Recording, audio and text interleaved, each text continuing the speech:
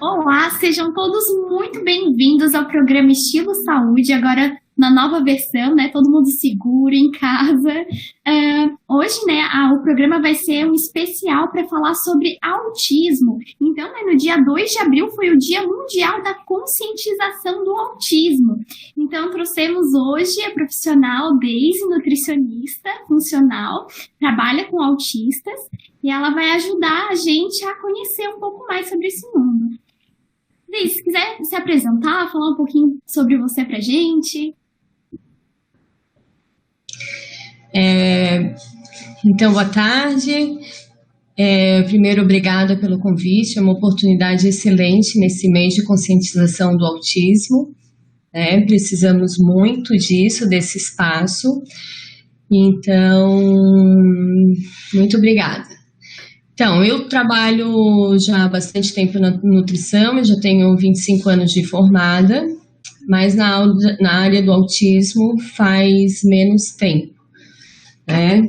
Eu trabalhava já com seletividade alimentar, com crianças neurotípicas, até que um belo dia eu fui fazer um curso de seletividade alimentar no autismo, para ver o que eu poderia trazer para as crianças neurotípicas, né? E eu fiquei encantada com as possibilidades que a nutrição tem para melhorar a qualidade de vida dessas crianças e, consequentemente, dessas famílias, né? Então, a nutrição, assim, é uma coisa que a gente diz é que não existe cura do autismo, né? Então, não é que a nutrição vai curar, mas a nutrição consegue melhorar muito a qualidade de vida dessas crianças, né? E, consequentemente, a gente melhora a qualidade de vida dessas famílias, porque a gente sabe que é muito difícil lidar com isso, né? Então, assim, não precisa a gente ficar dependendo só de uma medicação ou só de terapias, né? Onde as crianças vão e nem sempre elas têm um resultado esperado, né? A gente sabe que quando a gente associa a nutrição junto às demais terapias, os resultados são muito melhores. E quais os sinais de alerta, né, para essa família estar procurando por ajuda? Quem que dá esse diagnóstico? Então, falar um pouquinho primeiro sobre o que é o autismo, para quem não conhece, né? Então, de acordo com o Manual de Diagnóstico Estatístico de Transtornos Mentais americano, o autismo é um transtorno de neurodesenvolvimento caracterizado por dificuldade de interação social, de comunicação e comportamentos repetitivos e restritos, né? Então, a incidência, segundo o CDC, que é um órgão americano também, em 2020 foi a última publicação e estamos com uma incidência de 1 para cada 54 crianças, né? 54 nascidos. Então, a incidência está cada vez mais alta, está cada vez, né? Está aumentando muito isso. Então, é uma necessidade urgente de ter profissionais que saibam tratar adequadamente do autismo. Então, como eu falei, todas essas estatísticas são americanas, então o Brasil não tem estudo em relação a isso, então todos os tratamentos, estudos que são feitos aqui são baseados nas estatísticas americanas, mas, finalmente, em 2019, foi assinada uma lei que foi proposto por uma deputada catarinense, inclusive, né, Carla Zanotto, e a partir de 2022, né, no nosso censo do IBGE, vai entrar, vão ser coletados dados a respeito do autismo, então será o primeiro estudo para termos, né, uma incidência, e isso é muito importante, né, até mesmo para planos de governo, para tudo isso. Então a gente vai ter dados nossos e isso vai trazer muito benefício para essas famílias. Legal. E o diagnóstico, né, quando essas famílias quiserem, né, através de que sinais e sintomas que eles já têm que começar a procurar, né, por um diagnóstico, o que teria que ser feito? Então, o autismo, muitas vezes, a criança já começa com manifestações bem precoces, né? Então, são sinais que a gente tem que observar. Lá na caderneta de saúde da criança, vem escrito lá, vem tudo certinho, os marcos de desenvolvimento. E é muito importante as mães estarem atentas a isso, porque geralmente o que acontece? Aquela caderneta se ganha na maternidade, né? São preenchidos aqueles dados iniciais e só se leva na consulta médica, e o que geralmente se mexe lá são nos gráficos de peso e altura e na parte de vacinação. Só que ela tem muitas informações importantes, assim, ela é muito rica, né? Então, é algo assim que deveria, como se fosse um manual ali, o manual da criança, né? É claro que cada criança é única, ali não vai dizer como cuidar de uma criança, mas sinais que devemos estar atentos, né? Então, ali constam os marcos de desenvolvimento.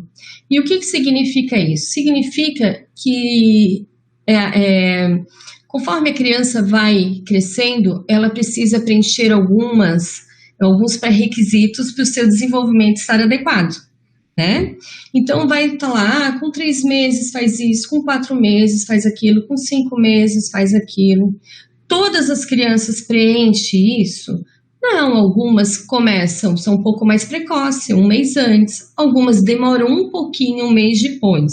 Mas uma coisa que tem que ficar muito claro, né, e a gente precisa banir isso entre as pessoas da comunidade médica, entre pais, entre amigos, esquecer aquela frase, cada um tem seu tempo. Não, para marcos de desenvolvimento não é assim, não funciona assim, gente. Então, são sinais de alerta muito importantes, né? Então, acompanhem aquilo, vai anotando. A criança não faz isso, opa, é um sinal de alerta, eu vou observar. Vou ficar observando até quando. Não preciso ver que ela não fez ali, completou 3 meses, meu Deus, não preencheu esse pré-requisito, entrar em pânico. Não, gente, é para ficar em alerta realmente, porque quanto mais precoce, né, mais fácil de ser tratado, né? Então, assim, já observasse no aleitamento materno, se essa criança faz troca de olhar, que isso é uma característica muito marcante no autismo, né?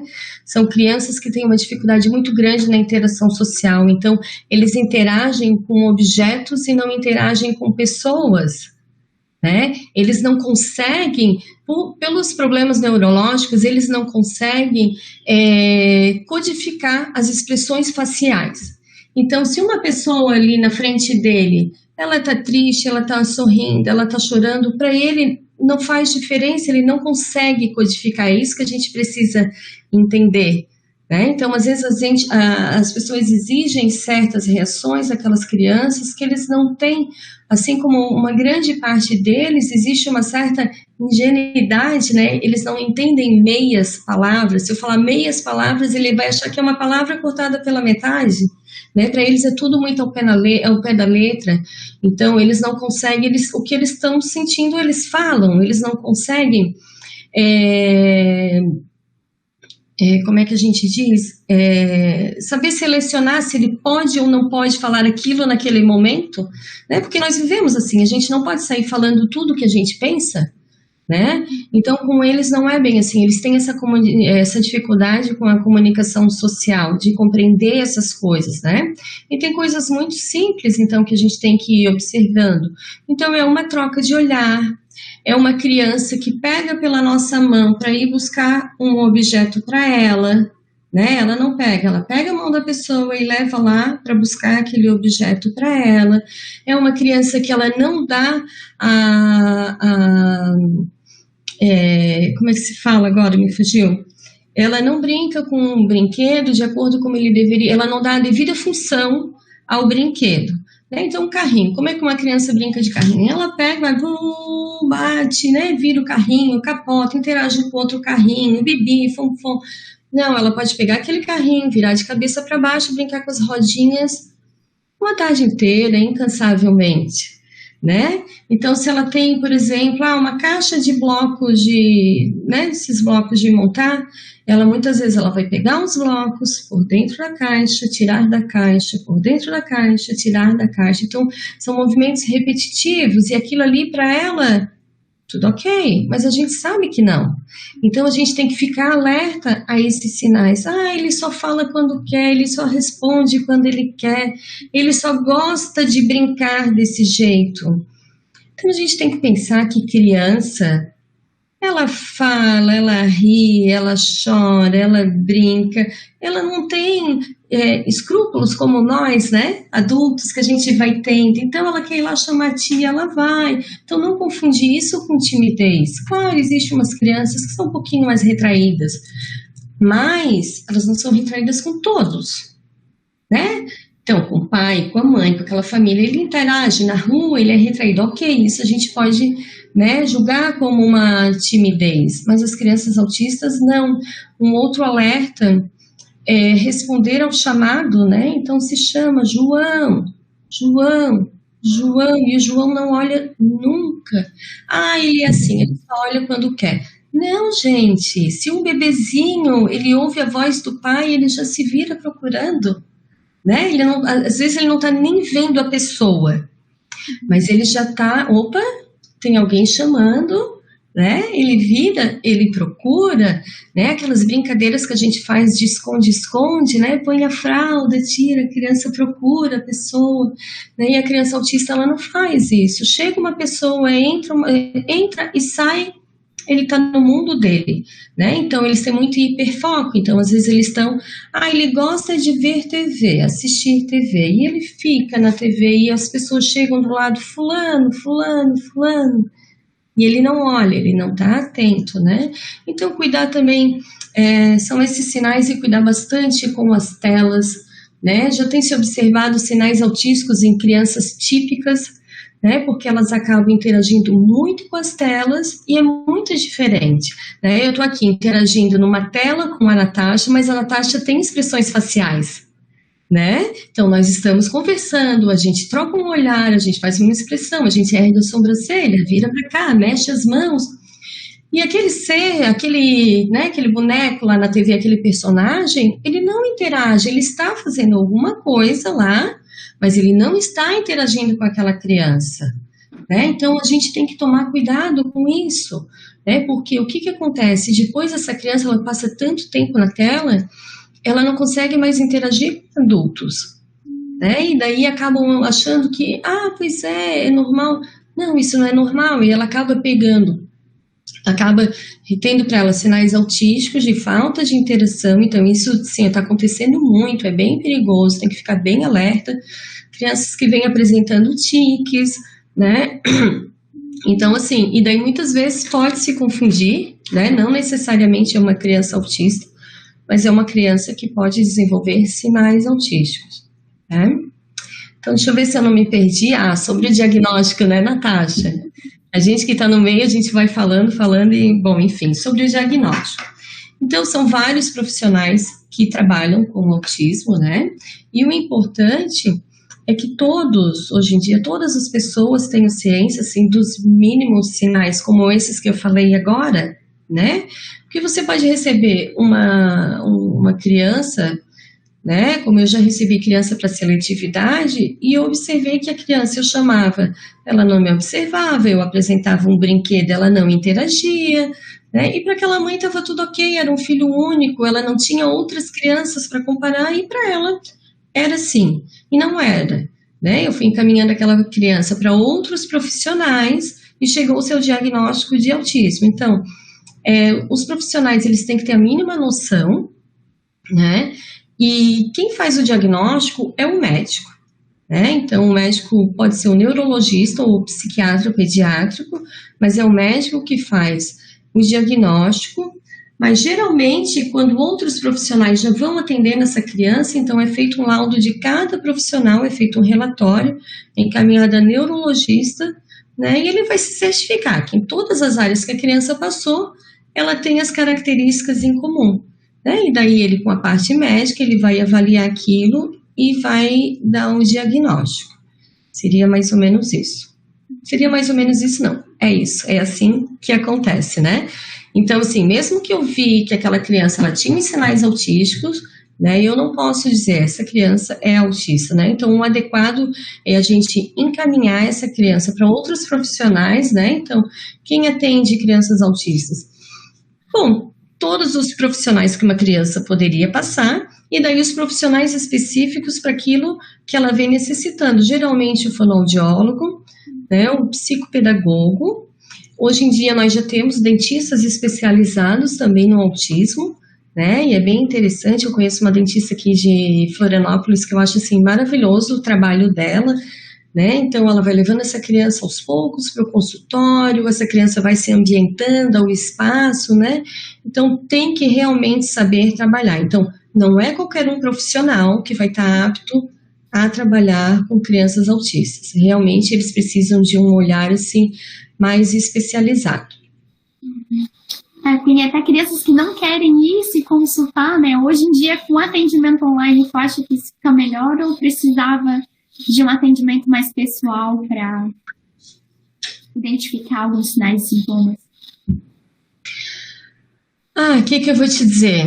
Eu acho que quando a gente já trabalha com isso, tu já tens um olhar mais dirigido, sabe? A gente já tá sempre com um alerta ali, ela fez isso, ela fez aquilo, ela não respondeu isso, não respondeu aquilo.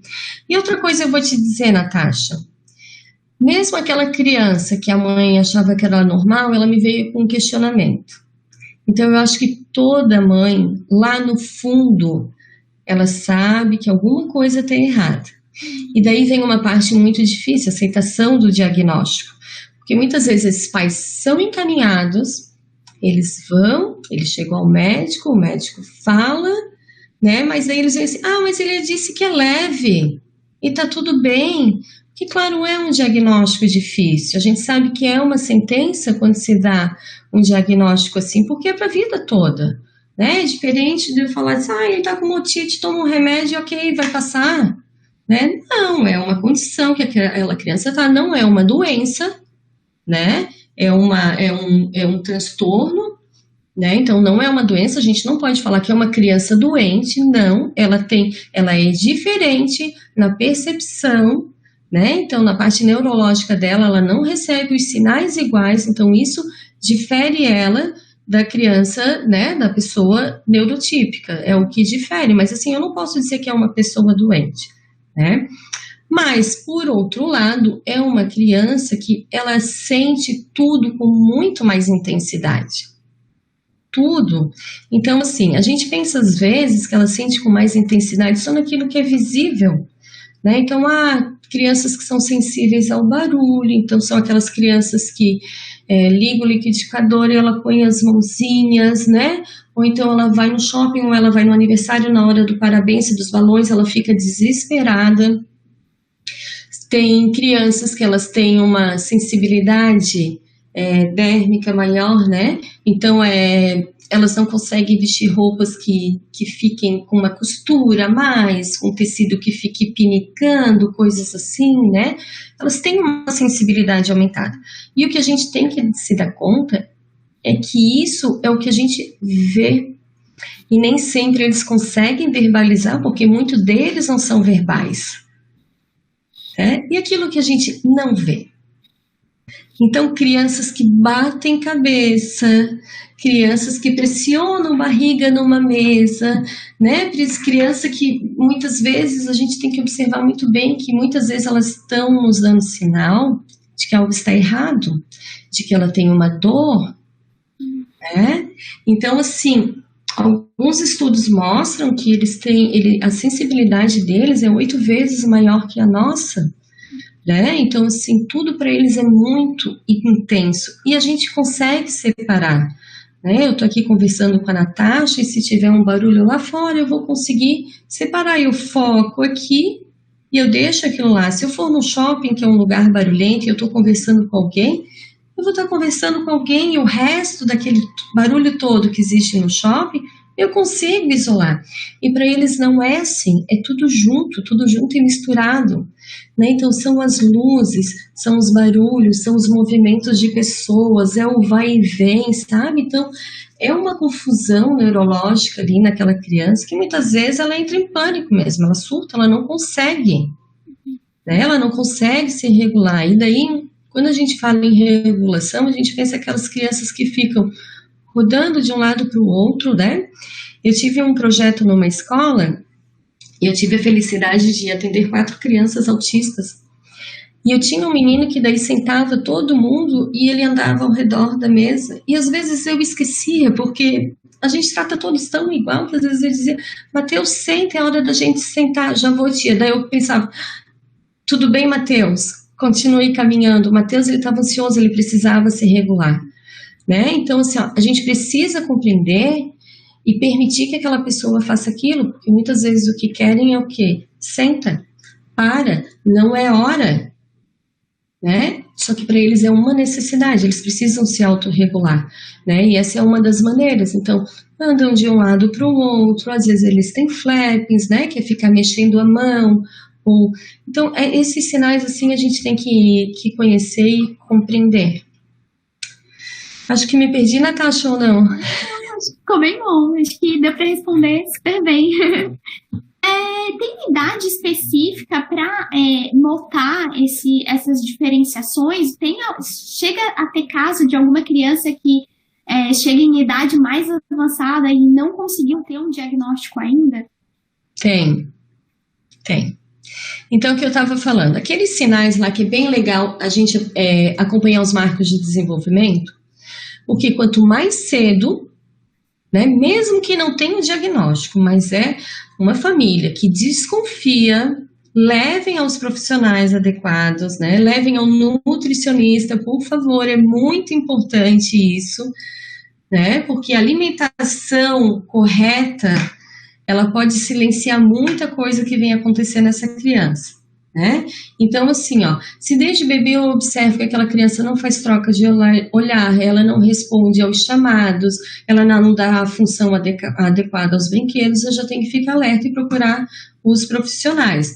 Às vezes é muito cedo, às vezes aquela criança, às vezes os pais observam com 8, com 10 meses, eles já vêm juntando tudo e eles chegam lá nessa idade, né, e chegam à conclusão, tem alguma coisa aqui que não está legal. Muitas vezes o médico não vai dar um diagnóstico logo, mas os tratamentos já começam. E quanto mais precoce essa criança for tratada, mais chances ela tem de silenciar muitos sinais que virão mais tarde, né? Então, assim, ó, tem crianças que já apresentam isso desde o início. Ela não faz troca de olhar, tudo isso que eu falei. Tem crianças que não. Ela faz a troca de olhar, ela senta no tempo certo, ela engatinha, ela balbucia algumas palavras, ela começa a falar papá, mamã, né?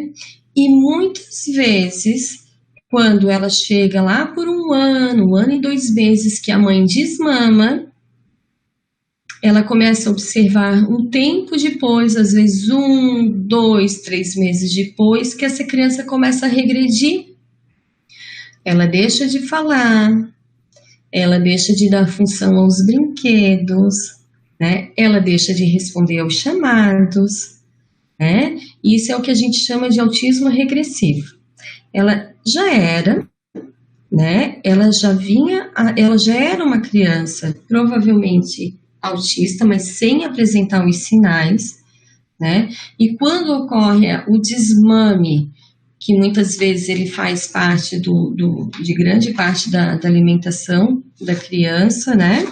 E quando ela começa a entrar com outros alimentos, ela pode sim começar a exacerbar esses sinais. A gente vê muito quando inicia o leite de vaca, tá? Porque o leite de vaca são 2 proteínas muito grandes, né? A do leite de vaca e a do glúten. Então, que é do trigo, né? O glúten está aonde? No trigo, na aveia, no centeio e na cevada. São proteínas muito grandes de difícil digestão, né? Então, como eu estava falando, bom, a criança ela tem aquelas sensibilidades que a gente vê, né? Que ela fica, tapa os ouvidinhos, aquilo tudo, e aquilo que a gente não vê. Então, muitas vezes eles têm problema gastrointestinal, eles têm deficiências hemáticas, eles têm deficiências de vitaminas, né? E aquele conjunto todo lá, ele está trabalhando, mas ele não está trabalhando adequadamente, né? Eu gosto de fazer uma analogia assim, como se o nosso corpo fosse um carro, né? E ele é abastecido de combustível, né? No caso do carro, a gasolina, o etanol, e vai. Ok? Ele funciona? Os fluidos estão adequados, né? O freio do carro está adequado? Eu estou com a água do limpador de para-brisa lá adequada? O meu carro não vai parar de funcionar imediatamente, mas vai chegar uma hora que ele vai me dar sinais de que algo está errado, mesmo eu colocando combustível, sabe? Então é a mesma coisa, são aquelas pequenas coisas que a gente não faz ideia, né? Então assim, ó, é deficiência de uma enzima, né? Eles têm muito associado uma mutação no gene, no MTHFR, que é uma enzima que ela vai converter o ácido fólico em metilfolato, né? Onde ele participa de uma reação química muito importante que ela faz como se fosse uma limpeza no nosso organismo, né? Que é uma detoxificação. A gente precisa limpar, constantemente a gente está limpando o nosso organismo, né? E eles têm deficiência nessa enzima. Então, eles começam a se intoxicar, né? E daí, sim, pode vir os sinais neurológicos em razão disso, né? Como eles não fazem uma boa digestão, são crianças que têm problemas gastrointestinais, então são crianças que têm diarreia frequente. Eu tive paciente que a mãe não conseguia levar para consulta de tanta diarreia que essa criança tinha, né? Às vezes por 2, por 3 semanas, né? Então, assim, alerta, não é normal, gente, uma criança ter diarreia. Assim, não é normal uma criança ficar pressionando a barriga, né? Ah, vai passar, dá um remedinho ali que para, mas qual foi a causa? O que causou? De onde veio? Uma criança que vive com rinite, ela vive com otite, né? As ites da vida, né, são sinais de alergia alimentar. Então, uma criança que desde muito pequena, ela toma muito antibiótico. Isso não está certo, gente. Isso no autismo, assim, a gente associa muito crianças que usaram muitos antibióticos, né? É muito ativado o sistema imune dessa criança. Então, muitas vezes, essas crianças acabam desencadeando, inclusive, uma doença celíaca, porque aquele organismo estava ali, ele estava tentando lutar contra aqueles agressores, né? E as alergias alimentares, elas são alergias de baixa intensidade, porque às vezes a gente pensa assim, meu filho não tem alergia, eu ouço muito isso. Não, mas ele não tem alergia nenhuma, ele tem uma pele ótima, nunca tem nada. Só que essas alergias, elas não são mediadas pela IgE. A alergia mediada pela IgE é aquela assim, eu comi um camarão, deu 1 hora, eu tô toda empelotada, tá me dando asfixia, essas são as alergias imediatas. As alergias tardias, né, que são as principais que ocorrem com o alimento, elas levam tempo. Então, assim, a pessoa não associa, foi por causa disso. De jeito nenhum. Ela não associa. Ela só vai associar o dia que ela começar uma alimentação adequada e belo dia ela vai pensar assim, nossa, eu nunca mais tive aquela dor. Nossa, como eu acordo disposta. Outro dia eu atendi uma senhora adulta, típica, né? Bastante ansiosa. E daí a gente fez umas adequações na dieta dela. Eu vi que provavelmente ela tinha uma sensibilidade ao glúten, porque ela relatava queixas. E a gente combinou de tirar por um tempo para ver como é que ela se sentia. 1 semana depois ela foi lá no meu consultório. Nossa, eu sou outra pessoa! Como eu tô acordando bem! Eu não tenho mais aquele mal-estar!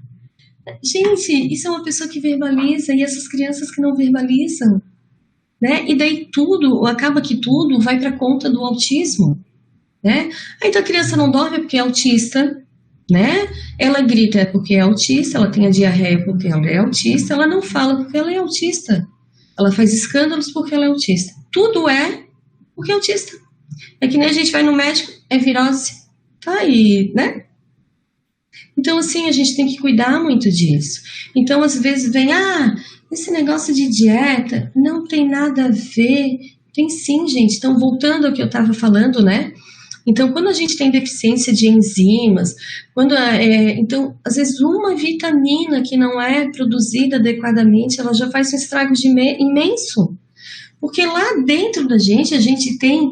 É uma máquina maravilhosa, é uma máquina fenomenal, porque tudo funciona muito harmonicamente, né? E o organismo, ele tenta compensar. Mas a vitamina X que tem aquela função, é só ela que tem aquela função. Então chega uma hora, assim, que eu vou estar com uma deficiência e aquilo vai me causando outros transtornos, né? Então, assim, uma gestão inadequada, ela vai causar sérios problemas ao intestino, né? Então, esses próprios alimentos que eu falei que eles têm uma tendência a ser alérgicos, né? Como o glúten, que é do trigo, aveia, centeio e cevada, e a caseína, que é do leite e todos os derivados, são proteínas muito extensas, muito grandes. O que é uma proteína, né? Para as pessoas entenderem. É como se eu pegasse um colar de pérolas, isso é uma proteína. Se eu cortar ele e fazer uma pulseira, né, é um pedaço de proteína que a gente chama de peptídeo. O que o nosso organismo deveria absorver? As pérolas daquele colar. As pérolas. Então, uma boa digestão consegue cortar o colar em pérolas. Quando eu não tenho uma boa digestão, eu corto ele em pulseiras, em pedaços, né? Esses próprios pedaços, eles fazem algumas substâncias que deixam o nosso intestino bem grudadinho para não passar nada que não deve. Ele faz com que essas ligações, elas vão ficando frouxas. E daí esses colares de pérolas que deveriam passar só as pérolas sozinhas, eles passam os pedaços. Esses pedaços não poderiam estar passando. E esses pedaços, eles acabam tomando o rumo, né? Aquele processo todo lá, químico, que acontece dentro de nós. E o que ele faz? Ele vai lá no nosso cérebro e ele se acopla em receptores, né? A gente tem as nossas trocas de mensagens lá dentro, entre as células, para desenvolver todas as nossas ações. E o que acontece? Ele vai se aderir a um receptor opioide de drogas mesmo, né? Então, muitas vezes a gente vê crianças seletivas que elas só tomam leite e come biscoito. O que uma droga faz numa pessoa? Por que uma pessoa se droga? Ela sabe que faz mal, né? Mas por que ela continua naquilo? Porque ela tem um bem-estar imediato. Ela tem um bem-estar. E por que ela volta a se drogar? Porque depois que ela tem o bem-estar, ela fica muito ruim, ela precisa daquilo de novo para ter o bem-estar.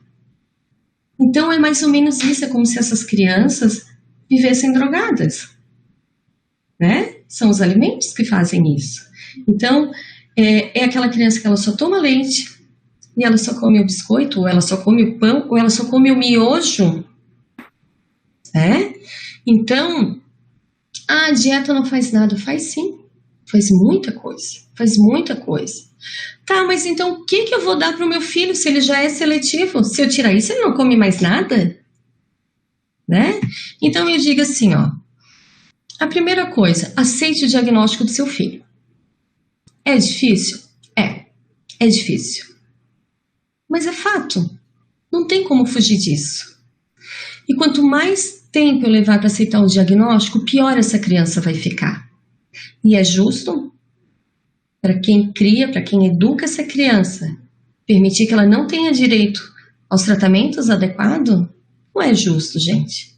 Então, assim, em primeiro lugar, aceite o diagnóstico.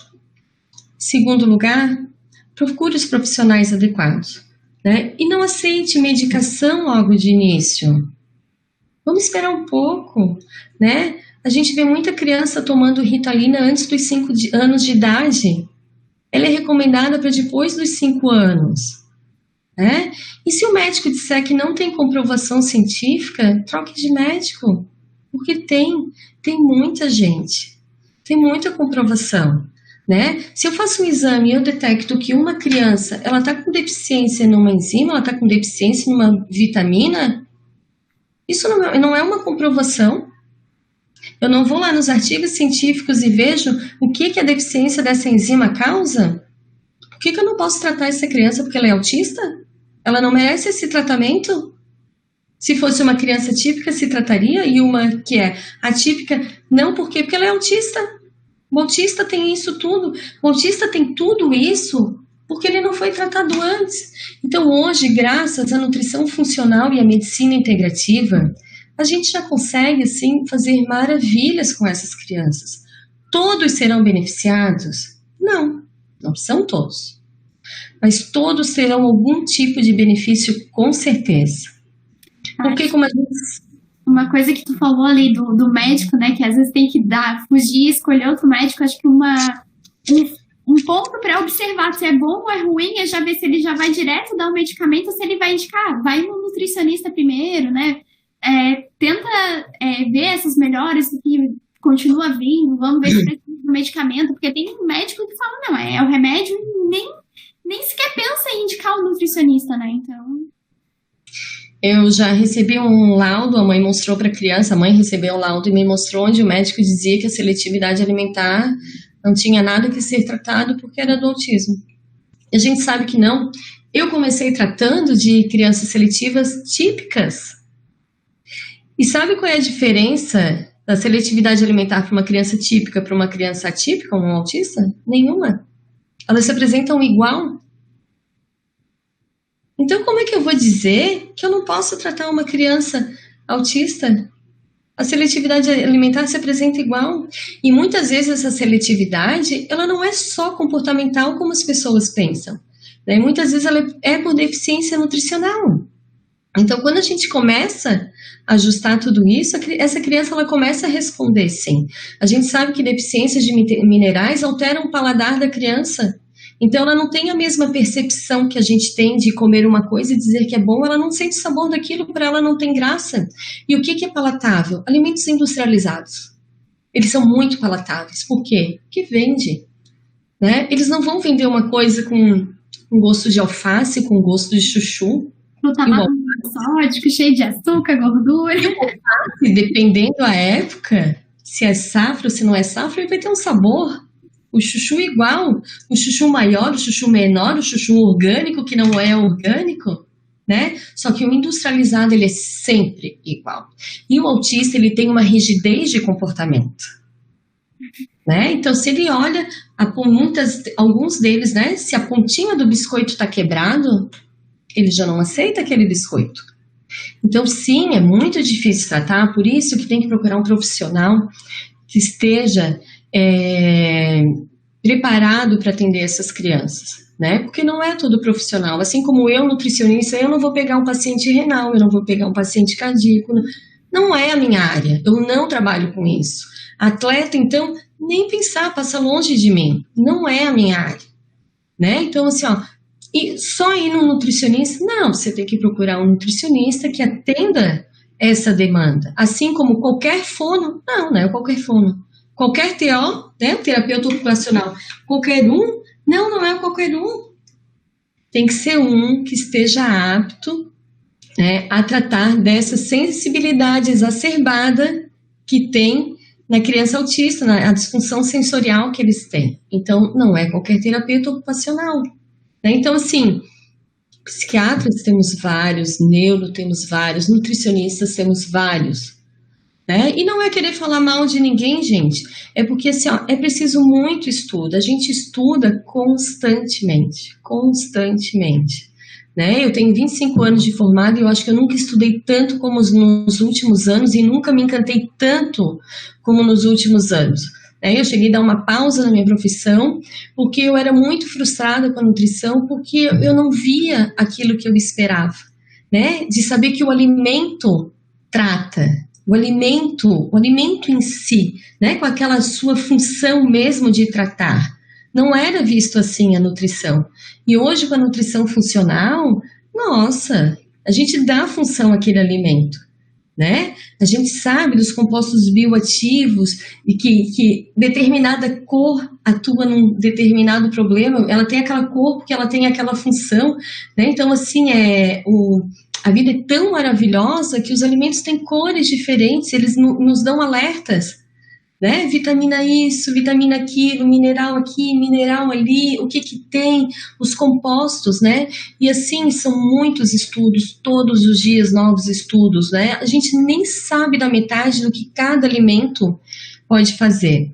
Então, assim, no início do tratamento, muitas vezes a gente tem que suplementar essa criança, porque existe um desequilíbrio tão grande, né? E se tem uma seletividade, então, muito marcante ali, muito presente, como é que a gente vai fazer essa criança comer do dia para a noite?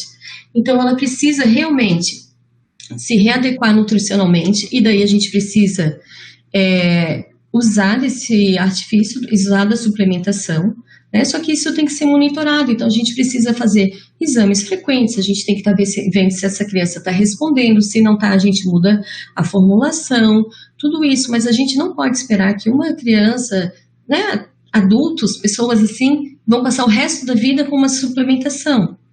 A suplementação, ela existe para a gente dar o nosso start, o nosso início. Assim como muitas vezes uma medicação é necessária. Mas a gente precisa avaliar se ela é a nossa primeira carta na manga, né? Então, muitas vezes, é uma criança que está completamente desequilibrada, completamente desorganizada, que aquela mãe está exausta, aquela mãe não tem mais vida, ela não aguenta mais. Ok, mas precisamos trabalhar em equipe, né? Então, assim, realmente é um tratamento que exige de muitos profissionais, né? Mas eu acho que o principal, por onde se começa, né? Tu tinhas perguntado por onde se começa. Pelo médico, o médico deu o diagnóstico, procure um nutricionista. Aí sim, porque muitas vezes o que acontece? O médico, ele manda para a psicóloga e manda para a fono. E será que essa criança ela vai responder adequadamente esses tratamentos? Se nutricionalmente ela não está organizada? Como que ela vai responder bem? Né? Pensa, gente, vamos colocar nós aqui, eu e Natasha, estamos com anemia. Natasha, hoje a gente vai fazer atividade física, a gente vai fazer uma corrida. Vamos começar com 500 metros. Pouquinho. Será que a gente consegue? Né? E daí o que a gente vai pensar assim, nossa, que fracote, está despreparada, né? Ou vamos continuar todo dia. E todo dia, e a Natasha cada vez se sente pior. Pô, tem alguma coisa errada. Só 500 metros, não está indo por quê? Então, muitas vezes a criança está lá naquele profissional, 1 ano, 2 anos, 3 anos, e a evolução é muito demorada. E daí ela vai no nutricionista, ela faz a suplementação, né, e de repente, nossa, ela voltou a falar. Eu tenho um paciente que eu atendi de fora outro dia, um atendimento online, e a mãe me contando, ela nunca tinha passado por um nutricionista. Essa criança já estava com 7 anos, teve diagnóstico por volta de 2 anos de idade, mas ela era uma mãe super antenada. Ela buscou muita informação e ela, por conta própria, ela fez a dieta sem glúten e sem caseína. E ela disse que em 2 semanas a avó chamou aquela criança e ele se virou e olhou.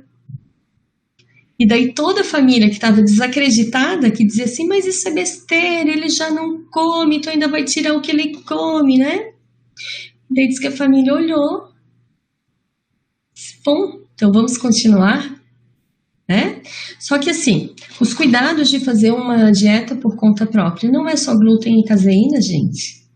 Não basta isso. Muitos outros nutrientes, né? Tem muita outra coisa, né? Isso é o básico. Tem que tirar? Tem que tirar. Tem que tirar, gente. É moda? Não é moda. Não é mesmo. Né? É aquilo lá que eu falei. São proteínas grandes, são crianças que têm problema de digestão, eles não conseguem digerir e aquilo faz um estrago tremendo. Tem dúvida? Então vamos lá, vamos testar a gente. Sente mal-estar quando come um pão? Fica aquela coisa agoniado, empanzinado? Tira você e me diz se faz sentido ou não faz. Então, o que a gente não vai fazer na criança? E uma coisa que eu falei, eu acho que eu cortei, eu já fui para outra, né? Aí vem os pais e perguntam assim, mas por que eu vou dar? Ele só come isso. Nossa, gente, tem tanta outra coisa, a gente precisa sair da caixa, né? Dá trabalho? Olha, eu acho que hoje em dia, nessa era da internet, até não dá trabalho, não. Eu acho que antigamente dava muito trabalho. Mas hoje é só sair da caixa, vai lá no YouTube e digita, né? Receitas sem glúten. O que essa criança gosta? Ele come bolo de chocolate. Bolo de chocolate sem glúten, começa por aí, né? Então ele vai continuar comendo. De tanta coisa, né? Dá pra ficar com a mesma cara.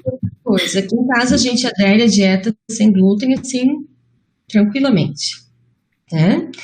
Então, a criança comia bolo de chocolate, ela vai continuar comendo bolo de chocolate inicialmente. A gente não pode realmente fazer uma mudança brusca, por isso que tem que ter uma boa orientação, né? Por isso que fazer sozinho é muito difícil, né? Mas então a gente começa a substituir as farinhas. Eu vou tirar o trigo e eu vou colocar outras farinhas, né? O leite, a gente faz uma transição, então a gente tira um pouquinho daquele leite que a criança toma e acrescenta um pouquinho do outro leite. né? Na semana seguinte, a gente vai acrescentando um pouquinho mais, a gente vai fazendo um desmame, até que essa criança consiga aceitar os outros alimentos, e assim vai, né? Então, ela vai tendo outras melhoras, ela vai tendo melhora de todo aquele mal-estar que ela sente, ela vai conseguindo dar saúde para esse intestino, né? Porque é um intestino que é muito maltratado, então esse intestino ele volta a ter vida, né? E consequentemente ela vai conseguir absorver as vitaminas adequadas, produzir adequada, ela vai ter uma microbiota restabilizada, né? Que são as bactérias que estão lá no nosso intestino, que muitas vezes está muito desequilibrado, né? Então, são crianças que tomam muitos antibióticos, o antibiótico não mata só aquela maléfica, ele mata tudo que vem pela frente, né? Então, eles acabam tendo que é o que chamam hoje em dia, né, de desbiose intestinal, é muito comum nessas crianças, então a gente vai restabelecendo tudo isso aos poucos. Quando que a gente vai parar? Nunca. Nunca. A dieta é para sempre, né? O que vai acontecer? Depois de um certo tempo, claro, as consultas vão espaçar, né? As consultas espaçam. Essa mãe, ela vai tendo habilidades, né? Ela vai aprendendo, e daí ela aceitou o diagnóstico, ela começa a entrar nos grupos de mães que são maravilhosos, né? Tem troca de receita, tem troca, olha, saiu um artigo tal, elas são muito antenadas, elas são muito ligadas, né? Tem muitas mães que já chegam com muitas informações pra gente. Hoje em dia tem muita informação de graça disponível, né? Então, assim, essa mãe, daqui a pouco ela tá aprendendo, ela vai conseguindo manejar tudo isso, e daí as consultas são mais espaçadas realmente, né? Às vezes uma vez ao ano, às vezes, né, a cada 6 meses, conforme a necessidade. Mas é para sempre. É para sempre. Até porque sabe o que acontece, Natasha? A melhora é tão grande que se tu perguntar para as mães se elas querem voltar, elas dizem, não, doutora, deixa assim, pelo amor de Deus, não mexe mais nisso, né? Eles não querem mais voltar. Então, tranquilo. Uma pergunta que acho que eu pulei aqui de perguntar é sobre a questão da causa. Então, o autismo, ele tem uma causa específica? O que tem datado sobre isso? Então, diferente da síndrome de Down, de outras síndromes que a gente sabe, né? Que determinado gene, que no autismo não. Já foi associado de 700 a 800 genes que podem estar relacionados. Então não existe assim né? Mas a gente sabe, os estudos vêm mostrando que existe uma suscetibilidade, né? Então, até aquela hora que tu me perguntou sobre o diagnóstico, eu ia falar isso, que essas crianças às vezes são diagnosticadas bem cedo, hoje em dia cada vez mais cedo, né? Porque a gente já tem muito mais profissionais que conseguem identificar isso, os pais estão muito mais informados, né? Mas ano passado eu atendi um menino de 15 anos que tinha 1 ano de diagnóstico, tá? E o que é muito comum acontecer é quando essas crianças têm o diagnóstico, os pais se dão conta de que ou o pai ou a mãe também é autista.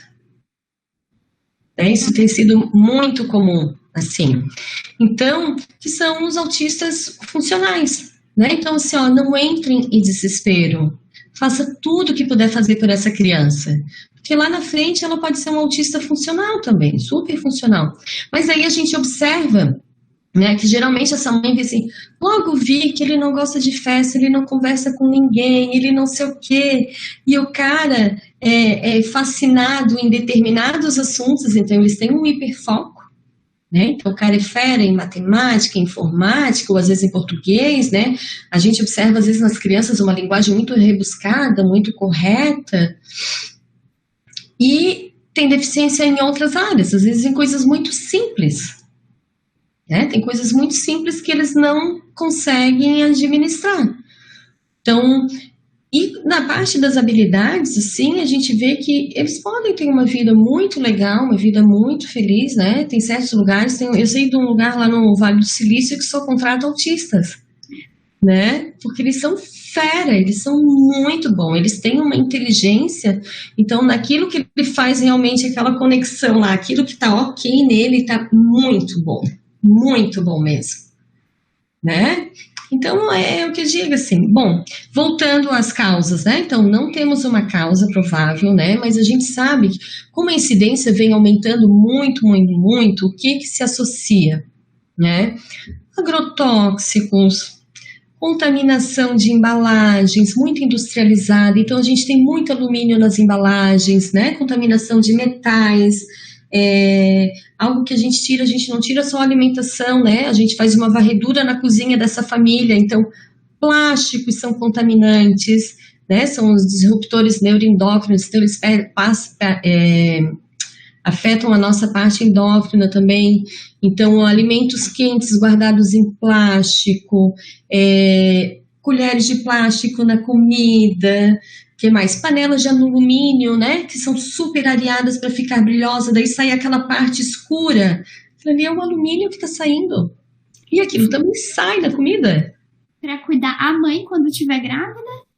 Ou ao... Também. Se observa muito que não é nem quando está grávida, Natasha. É a programação para uma gestação. Né? Então, e não é só a mãe, é o pai também. Que a gente tem que pensar que são duas células que se unem. Né? Então, por que só a mulher? Por que só se pensa na mulher? Não, esse homem também. Né? Então, muitos casos de... Hoje em dia, a gente vê muitos jovens que continuam com o paladar infantil, né? E só comem os junk food, né? Então, sanduíche disso, sanduíche daquilo, que é tudo mais prático, aquelas comidas que vem pronto, esquenta no próprio pote, né? Ninguém mais cozinha, ninguém faz mais nada, porque tá tudo muito corrido, ninguém tem tempo de nada. Então, tem uma alimentação muito ruim, né? Então, pai e mãe têm que cuidar. Então, sim, tem que ter uma programação. O ideal seria ter uma programação, né? E às vezes a pessoa está em dieta e logo engravida, né? E a gente tem que pensar que quando se emagrece, junto com a gordura, se perde muita coisa que é tóxica também, né? E daí? Engravidou assim. E a gente tem que pensar que durante 9 meses essa criança é nutrida por essa mãe. Tudo que está ali nela passa para essa criança. 9 meses, gente. Ali está sendo formado tudo. E para ver a importância disso tudo, né? Então a mulher ela já tem que fazer suplementação, sim, né? E hoje em dia uma grande discussão que vem tendo é sobre a suplementação de ácido fólico. Aquela enzima que eu falei lá atrás, que muitas pessoas têm mutação nesse gene, então não produzem a enzima. Muitas mulheres, às vezes, elas têm abortos espontâneos por deficiência dessa enzima. E quando não abortam, muitas vezes, né, esse ácido fólico que ele é tomado, ele é sintético, o nosso corpo não absorve ele. Ele precisa da tal enzima para converter em metilfolato, que é a forma que a gente absorve. O que acontece? Gente, eu tenho visto muito problema de crianças com problemas de tubo neural, a coluna que não se forma completamente, crianças que estão nascendo sem calota craniana, o cérebro para fora. Gente, isso é só porque a mãe tomou ácido fólico. Eu conversei, inclusive, com essa mãe, porque ela fez um post dizendo assim, gente, olha só que fantástico isso. As mulheres têm que tomar metilfolato e não ácido fólico, que eu não sabia. Né?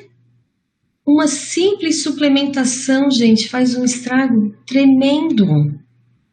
Então pensem, se essa criança está dentro desse organismo sendo nutrido por 9 meses, influencia ou não influencia? Influencia. E depois ela vai estar amamentando, né? E se essa mãe continuar, se essa mãe comer um monte de porcaria? Ah, mas ele está no leite materno, ok. Não é ok. Né? Tanto que a gente... materno é um meio de sair químicos, né? Sai muito químico no leite materno, então tem que tomar muito. Sai.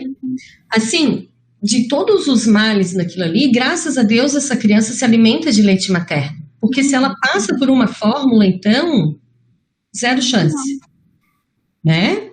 Mas a gente tem que pensar que os nutrientes daquela mãe passam para aquela criança. Essa mãe está bem nutrida? O que ela está passando para a criança se ela não está se nutrindo bem? Ela está passando as vitaminas adequadas? Ela está passando os minerais adequados? Como é que está isso? Né? E fazendo mais um adendo aqui, né? Mães, quando estiverem amamentando, larguem o celular, por favor. Essa criança precisa de interação, olho no olho. Então, quando a gente está com o bebê aqui, ó, é troca de olhar. E não celularzinho na mão, né? Essa criança, ela aprende com a gente. E daí são as crianças que às vezes começam com sinais autísticos desde cedo. Porque a mãe, ela leva a criança para passear no carrinho, mas ela não está olhando a criança ali no carrinho, ela está aqui no celular sempre. Então, assim, ó, escolha, eu não estou dizendo para não usarem. Escolhem o momento, né? Quando estiverem com as crianças, estejam 100%. Então, assim, ó, Natasha, é tudo, a gente já falou de tanta coisa aqui, né? É tudo, assim. Então, assim, ó, estudar o autismo, ele nos abre, assim, um leque. A gente vê a nutrição, assim, fantástica, porque tudo, na verdade, a gente enxerga com outros olhos, né? Então, casos de depressão, casos de ansiedade, gente, deficiência nutricional. Por que aqueles psicotrópicos lá toma, muda para um, não dá, muda para outro, não dá, muda para outro. Ah, eu tenho depressão, eu sou depressiva, uma pessoa depressiva a vida inteira, né? Eu vou ter uma dor de cabeça a vida inteira, eu vou ter uma dor de dente a vida inteira, então o meu remédio ele tem que resolver. Então, assim, ó, por que não? Vamos às causas. Vamos às causas, né? Se eu tenho dor de dente, por que era? Ah, era um nervo inflamado, tratei. Ok, é para parar de doer, né? Eu estou depressivo sempre porque quantas pessoas que a gente vê que não tem motivos reais. Motivos reais que eu digo, aqueles palpáveis, assim, são pessoas que têm bom emprego, têm boa família, ela não teria um motivo palpável para se queixar de tamanha tristeza ou tamanha ansiedade, né? Então, é tudo isso, assim. Então, quando a gente estuda autismo, a gente tem que ir tão a fundo no nosso cérebro, né, que no fim, é aquilo que eu disse, eu não trato cardiopatias, mas, assim, a gente estaria até apto a tratar tudo isso, porque passa pelo corpo inteiro. A gente tem que entender essa interação, né? Então, é uma teia mesmo, como a gente estuda na nutrição funcional. A gente não pega um paciente e eu só olho, autismo, caseína e glúten.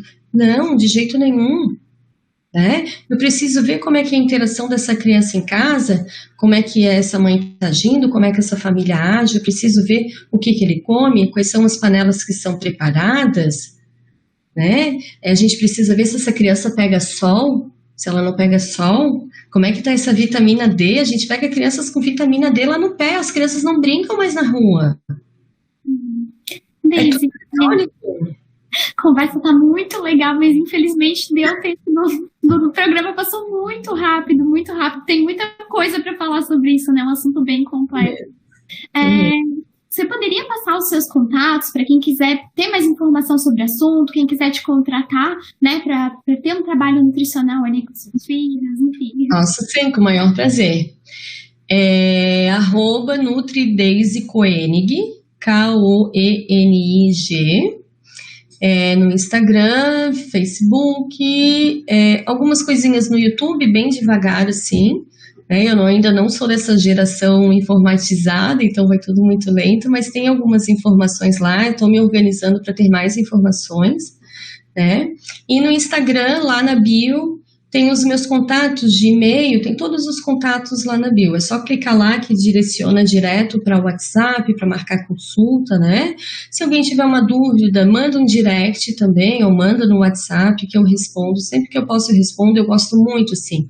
Eu acho que a gente tem um papel muito bonito aqui de informar essas pessoas, né? A gente traz informação e a gente traz vida para essas pessoas. Daisy, muito obrigada. Pessoal de casa, muito obrigada. Gratidão.